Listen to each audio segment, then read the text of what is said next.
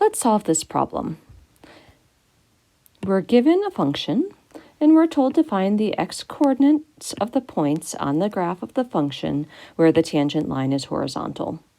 So we're finding the x-coordinates, so our answer will look like x equals. We'll be solving for x at some point. And let's break down the rest of this. If we're dealing with horizontal lines, we know horizontal lines have a slope equal to 0. And when we're talking about tangent lines, we know that the slope is equal to the derivative of the tangent line at a point, so at some point x. So we'll be setting the derivative equal to 0 and solving for x. Be sure that you don't confuse this with subbing in x equals 0. That's not what we're doing. We're trying to find x. So let's go ahead and take the derivative. We'll copy down our function.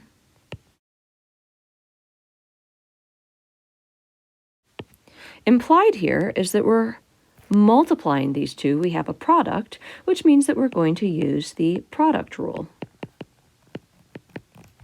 If we have a function u times v, then the derivative is going to be u prime v plus u v prime. Copying down the u and v twice and taking the derivative of the first and last, the bookends here. In this problem, u and v, we'll use that as we take the derivative. F prime of x, we're going to take 5x plus 1, the derivative. That's our u prime. Then v, we'll just copy down v, plus, copy down u, and then we're taking the derivative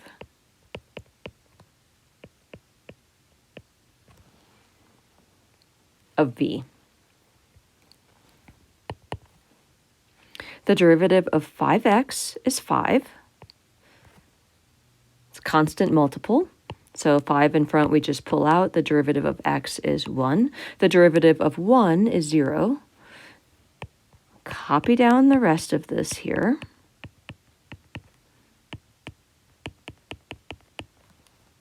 This one's a little bit more complicated derivative. We want to use the power rule. We have something to the fourth power, but we don't just have x inside here. Power rule is x to the fourth, so we'll be using the chain rule. Chain rule says we'll bring that 4 down, and we'll subtract 1. That's our power rule, but we're just going to leave the inside alone, and we have to follow up by taking the derivative of that inside function. So we have 5 2 minus 3x to the fourth power. I'll bring this 4 out front. It's more standard to write the coefficient in front. 5x plus 1, 2 minus 3x cubed. And then this will be derivative of 2 is 0, and derivative of negative 3x is negative 3. Constant multiple there. The negative 3 I copy down. The derivative of x is 1. So now we have the derivative. We're going to be setting it equal to 0. So how we want this is in factored form. So we want to have, we'll erase this, but we want to have some factors that are multiplied. We'll set them equal to 0, and then we use the reasoning that the only way you can multiply two factors and get 0 is if either this first one is 0 or the second one is 0, or if both of them are 0. So we want to get it in factored form. And this is where the algebra gets tricky for people. What we're going to be doing is trying to look for what's in common. So the plus here, that's a problem, right? We want to have multiplication, is where we're going to be dividing this problem into parts here. And we're looking for what's in common for both of these expressions.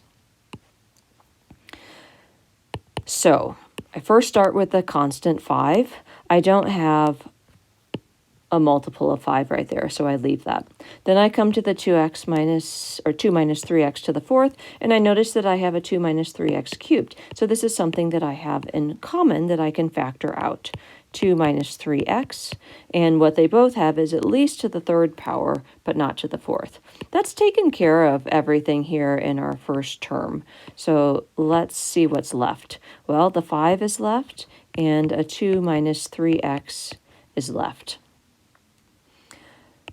Coming to our second half here, the 4, the 5x plus 1, we got rid of this 2 minus 3x cubed by factoring it out, and so then I have a negative 3 here. So 2 minus 3x cubed, and let's clean this up here. So this is distributing through 10 minus 15x, and then this will be minus 12, that's my 4 and my negative 3, times 5x plus 1.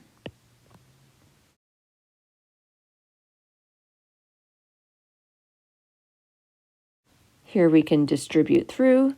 12 times 5 is 60, so negative 60x minus 12. And finally, we'll be combining like terms here. And we'll have, let's see, we'll have negative 75x, putting our two x terms together, and minus 2 right here. Now at this point, we're finally ready to set this equal to 0 because we have a product.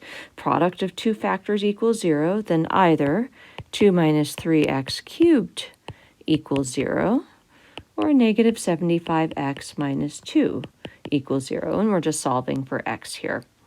So we'll have 2 minus 3x equals 0, 2 equals 3x, x equals 2/3. And over here, negative 75x equals 2, and x equals negative 2 over 75. So my assumption here was that the trickiest part of the algebra was figuring out what to do from here to get it down to the factored form. And I'm assuming that folks here are pretty comfortable with this from this step on, so I didn't belabor the thinking on that. So we have two answers. We have x equals 2/3, x equals negative 2 over 75. So let's check that. We can check that by going to a graph, and we'll graph it on Desmos. We won't do that by hand. And what I know is that if I have a curve with a turning point right here, this tangent line, the slope is going to be 0. So one of the things I'll be looking for in my graph is whether these 2 points seem to correspond with where it looks like I'd have a slope equals to 0 for my tangent line. So here's our curve in red. So what we're going to do is we're just going to type in those two numbers here. So we have x equals 2/3.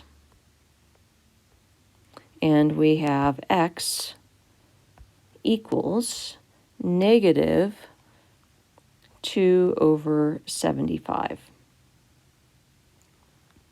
So when I look here, I'm going to zoom in down here. This is my 2/3. It sure looks like the tangent line will be horizontal there where that I have a turning point.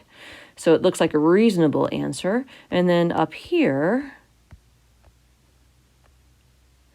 it sure looks like I would have a tangent line horizontal. This is a turning point as well. So my answer seems reasonable.